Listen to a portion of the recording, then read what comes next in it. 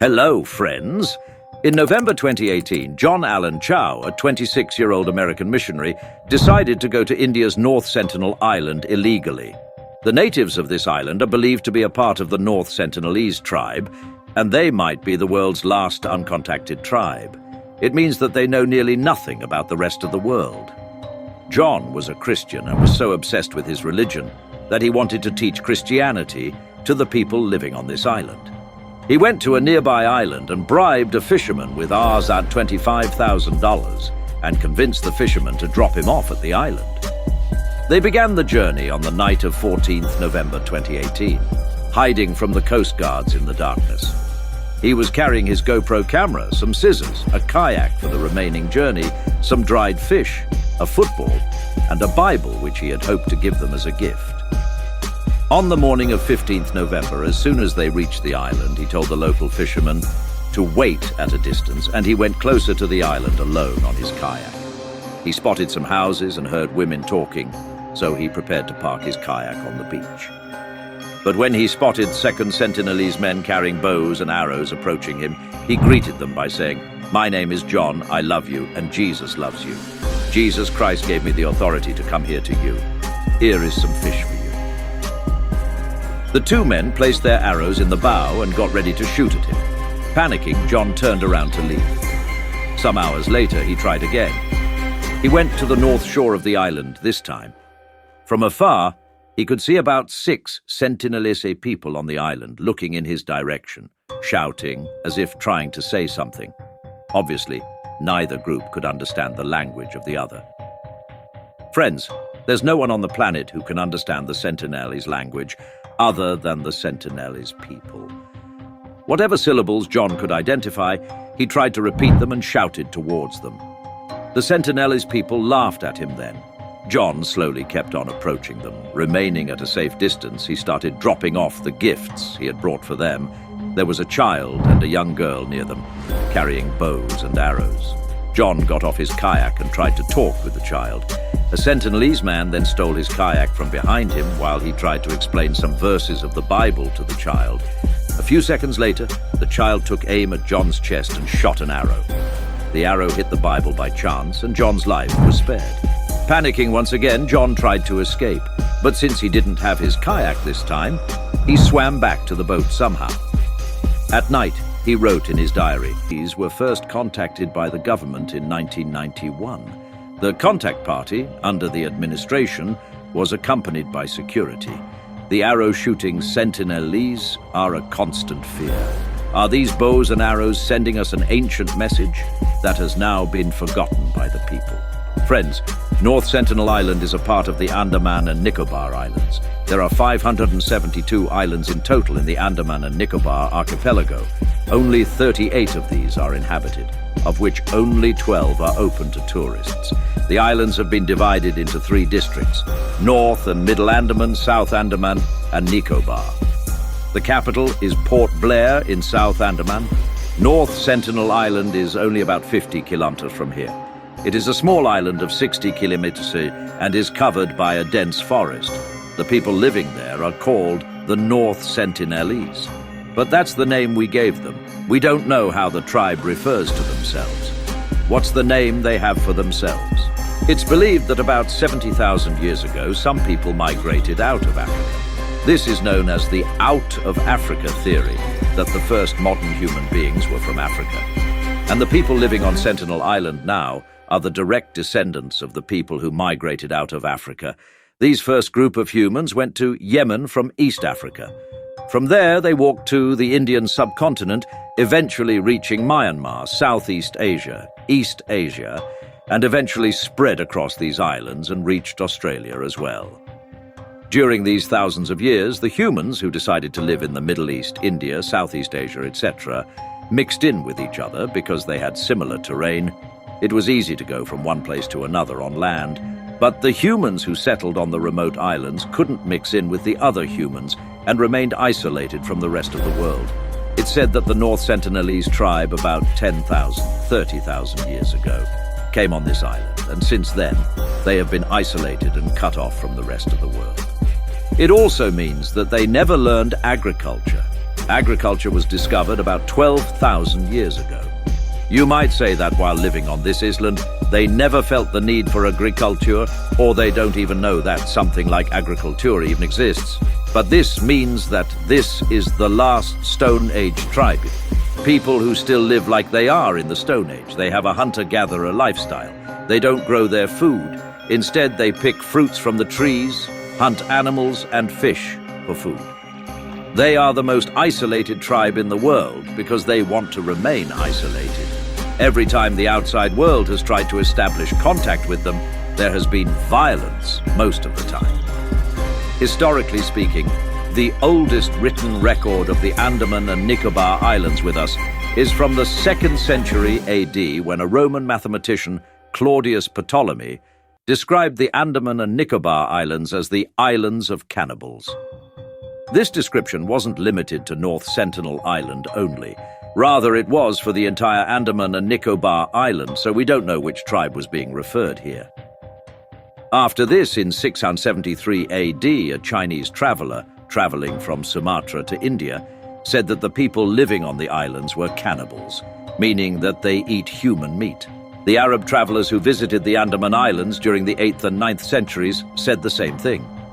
In the 11th century, a temple was built during Raja Cholafoy's reign, which contained inscriptions claiming the same things, that they consider these islands impure and that they believe cannibals live there.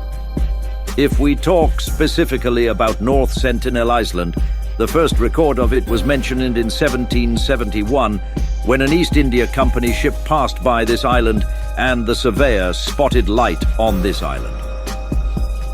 The next account of it was in 1867, when an Indian merchant ship with around 100 passengers met with an accident on the shore of this island. The survivors of the accident were attacked by the Sentinelese. Fortunately, they could escape with the help of the British Royal Navy. This was the first case of the North Sentinelese people attacking and driving out outsiders from their island. Then, in 1880, a British officer, Maurice Vidal Portman, decided to meet with the Sentinelese people to establish contact and try to civilize them. By this time, the Britishers had established contact with the other tribes in Andaman. They had been friendly contact, and they could communicate with them as well. When Portman went to the North Sentinel Island, he brought with him people from the other Andamanese tribes so that the North Sentinelese could communicate with the other tribesmen. Once there, he found that the tribesmen of the other tribes in Andaman spoke in a language so different from the North Sentinelese language that they couldn't communicate with each other. It was impossible to communicate. On his journey, Portman met an old couple on the North Sentinel Island and 4 children. He decided to kidnap them and to take them back with him to Port Blair. He discovered that the North Sentinel's people were cut off from the rest of the world for so long that after reaching Port Blair, the old couple passed away within a few days. Portman felt bad for the kids after this, and so he returned the children to the island, handing them some gifts. It is very likely that the children took back germs and bacterium which were completely foreign to the island. It would have infected more people. They're killing many. It's possible. The diseases that we see in modern times, our bodies have developed immunity against them because year on year our ancestors were exposed to these diseases and had developed immunity against them. But the people living on the North Sentinel Island had been cut off from the entire world, cut off from all the new diseases, so their bodies had not developed immunity. This Portman incident is believed to have been a major reason why the North Sentinelese people are violent towards outsiders. Portman conducted several expeditions to the North Sentinel Island. In 1967, Triloknath Pandit became the first official anthropologist to visit this island. He had taken a team of 20 members, including scientists, members of the armed forces, unarmed Navy personnel, and the governor. On the island, their team followed the footprints of the Sentinelese for about 1 kilometer. But they couldn't find any humans. So the team returned, leaving behind some gifts for them, such as coconuts, pots, pans, and other iron tools. In 1970, an official research team went to this island and set up a stone tablet declaring that the North Sentinel Island is a part of the Indian Territory. In 1974, an Indian film crew went to this island who made a documentary on the tribes of Andaman and Nicobar Islands. Trilokanath Pandit was there with the film crew as well as some armed forces. Once again, as gifts, they left behind some coconuts. They had even taken a live pig to present as a gift. They left these things on the shore and moved back to see how the locals would react to them. After some time, some tribal people came out to the shore and started attacking them with bows and arrows.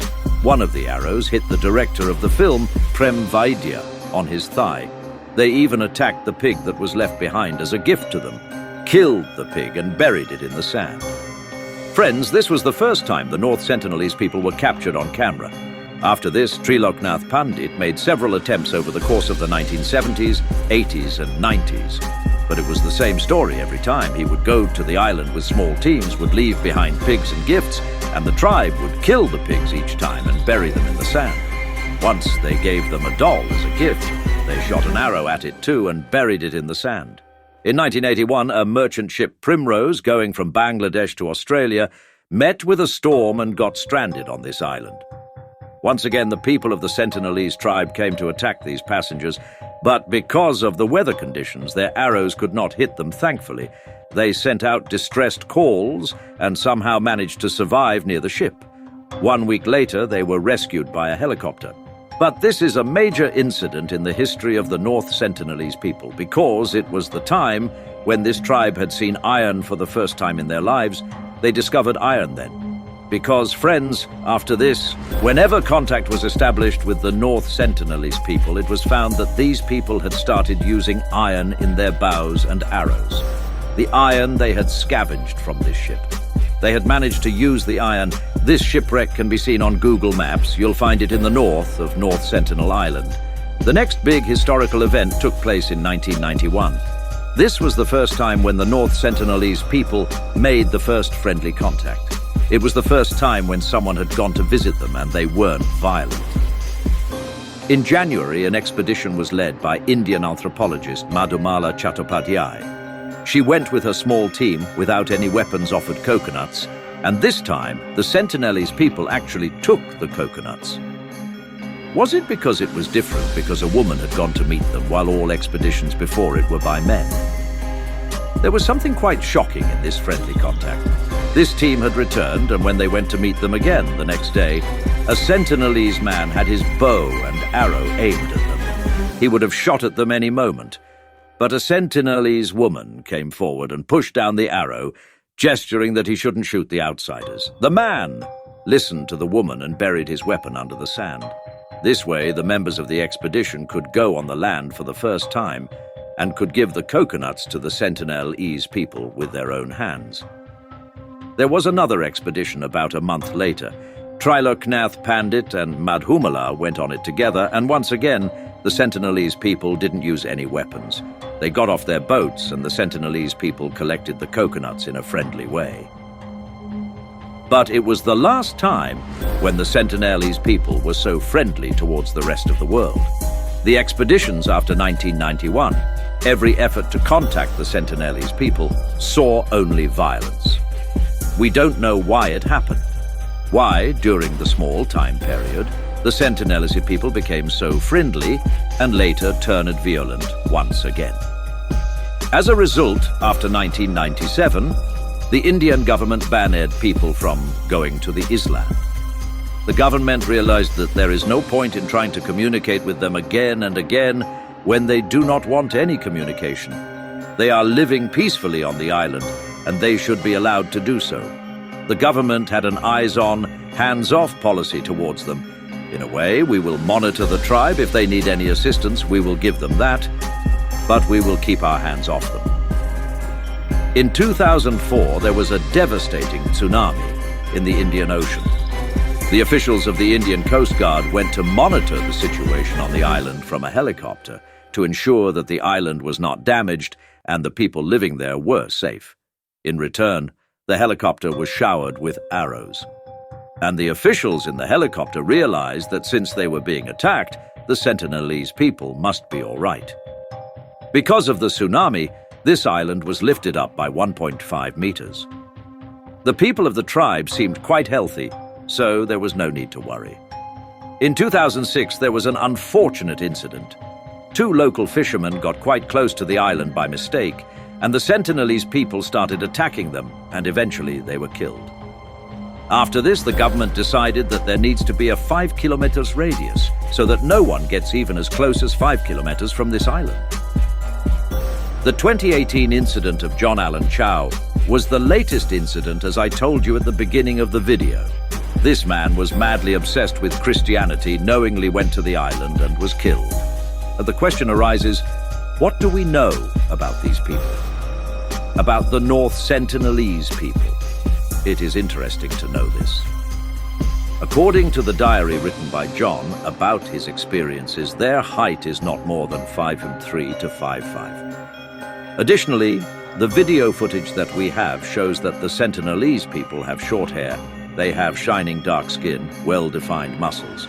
There were no signs of obesity or malnutrition. According to John's diary, some of the people had yellow paste on their faces. They don't wear clothes, but wear some fiber strings on their head, neck, and loins. Women wear thinner fiber strings and men wear thicker bands. Men carry weapons like bows and arrows and spears. Apart from these, the Sentinelese people know how to build boats. They build small, narrow canoes with wood. They are so narrow that they aren't even 2 feet wide. Surprisingly, they are not very curious about their surroundings. Normally, humans have this quality, at least in some humans, which makes them want to explore new places. The nearest island to the North Sentinel Island is merely 36 kilometers from it. It is inhabited. Even so, the Sentinelese people never tried to go to the island or to explore places outside their island. In terms of food, we know that they cannot farm. They survive by hunting for animals such as wild boars, the fish, and harvest turtle eggs as well. Apart from these, they eat fruits, flowers, and such things. They even use honey. Language is one of the most interesting things about the North Sentinelese people, because they cannot communicate with any outsiders.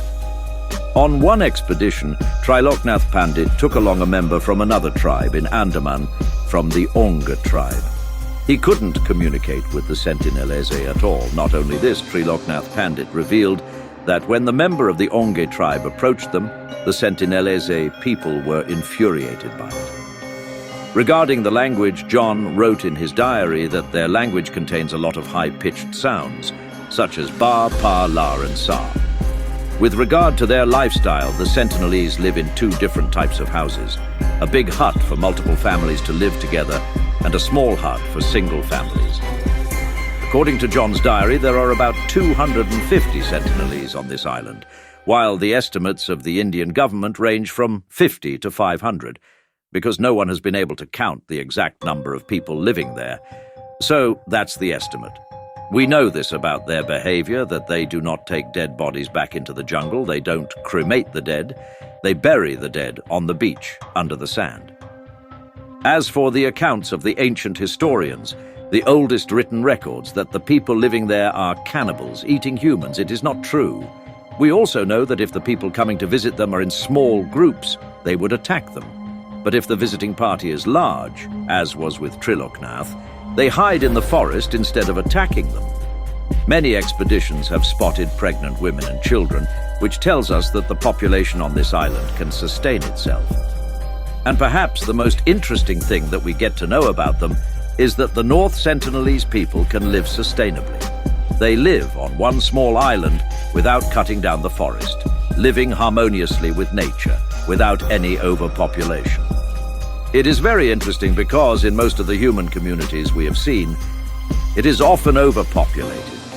It often happens that if they are on a small island and they hunt an animal for food, the animal often goes extinct on the island. But amazingly, they are living with nature so sustainably that humans don't overpower nature. Nowadays, many people believe that we should continue our efforts to establish contact with the North Sentinelese people.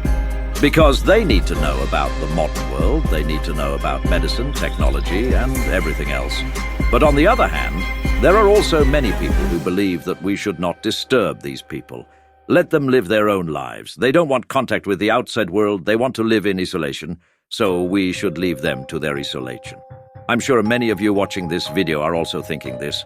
What do you think? What is your opinion on this matter? And even if we think that we should not disturb them, then also they face threats.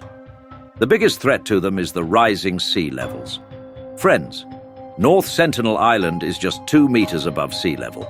Even a slight rise in sea level can submerge this island. And the Sentinelese people can't go to another place. The Indian government is also thinking about this. They believe that if something like this happens and we haven't established any contact with them, it would be a great loss for the entire humanity. So many people believe that we should continue our efforts to establish contact with them, but they also want to make sure that we do not disturb them. We should not disturb their lifestyle, their culture, their isolation. So that was the complete history of the North Sentinel Island and the Sentinelese people. Did you find this video informative? Should I make more such videos on these tribes? Do you have any more questions? Do let me know in the comments below. And if you want me to continue making such informative videos, then do like and share this video, so that more and more people get to know about this unique tribe. And if you want to get such informative videos from around the world, then do subscribe to this channel.